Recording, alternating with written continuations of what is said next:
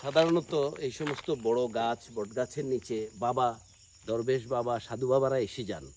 তো আমরা একটু দেখি এখানে কোনো বাবা আসছেন কিনা। আসেন।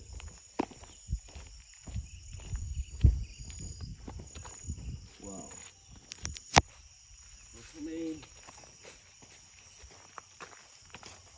প্রথমেই সাধু বাবার সাক্ষাৎ পেলাম। সাধু বাবার আশ্রম মুক্ত হস্তে দান করুন, স্থাপিত 4/9/2007।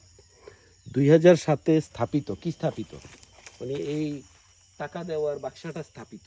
তো এখন টাকা দেওয়ার অবস্থা তো খারাপ, এটা খোলা, কোনো উপায় নাই। একটু আসেন তো দেখি উপরের দিকে কি অবস্থা।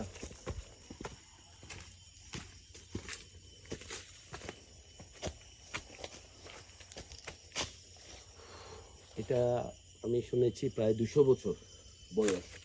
আমি একটু ধরলে বুঝতে পারবেন এটা কত বড়। এই যে ধরার চেষ্টা করলাম কত বড়।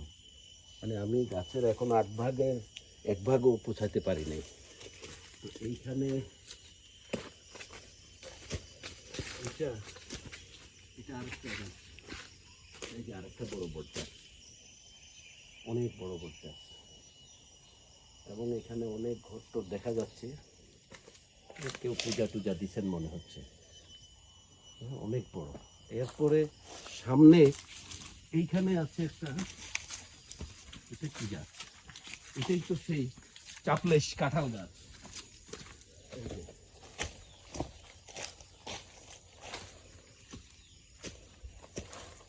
এই যে একটা কাঁঠাল পড়ছিল, এই যে কাঁঠাল পড়ছে, ফেটে গেছে। ওইটা হচ্ছে চাপলেশ কাঁঠাল এইটা। আর এটা কি গাছ? এটাও তো বট গাছ, এটাও বট গাছ।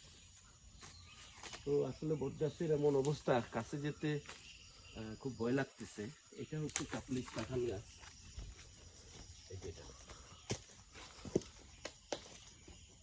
অনেক উঁচা, কত হবে 200 ফিট, 200 ফিট উঁচা। এই ফল তো কেউ পারতে পারে না, সব নিচে পড়ে পড়ে নষ্ট হয়ে যাচ্ছে। অনেক বানর হনুমান আছে এই অঞ্চলে। তো যাই হোক, আমরা যেমনটা জানি বড় বট গাছের নিচে বাবা থাকেন, বাবারা আছেন। তারপরে কেউ কেউ পূজাও দিচ্ছেন। বট গাছটা দেখেন কি সুন্দর, এমন একটা অবস্থা। এই যে শিকড়গুলা দড়ির মতো মোটা হয়ে আছে, অনেকগুলা শিকড়। আর কাছে নাই গেলাম। ঠিক আছে বন্ধুরা, আজকে এখানেই শেষ। আবার দেখা হবে আরও বড় কোনো বট গাছ এবং বড় বাবার সাথে। Bye bye.